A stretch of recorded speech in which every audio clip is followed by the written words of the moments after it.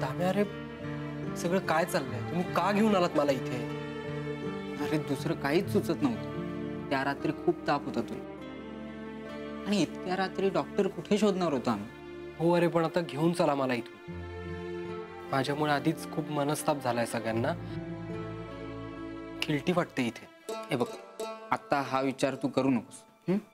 आणि लवकर बरं व्हायचंय तुला. परीक्षा जवळ आल्यात. अरे हो, म्हणूनच म्हणतोय ना हॉस्टेलला घेऊन चला. अभ्यास करायचा आहे मला. तू इथे करतो का अभ्यास? मी पुस्तकं घेऊन येतो तुझी. मी पुस्तकं आणि काही सामान घेऊन येतो हॉस्टेलवर.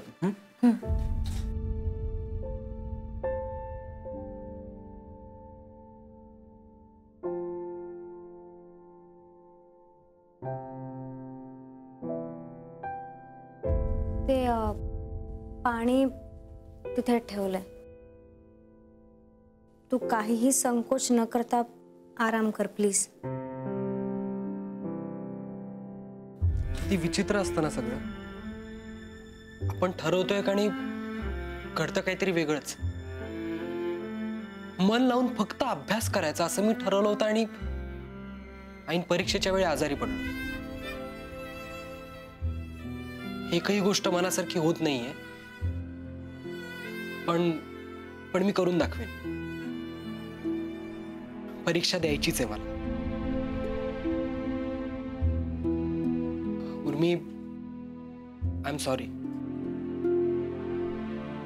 माझ्यामुळे खूप त्रास झालाय तुला आणि तुझ्या घरच्यांना.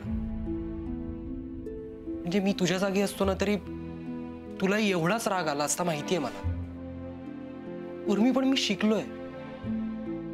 म्हणजे खोटं वागायचं नाही हे शिकलोय.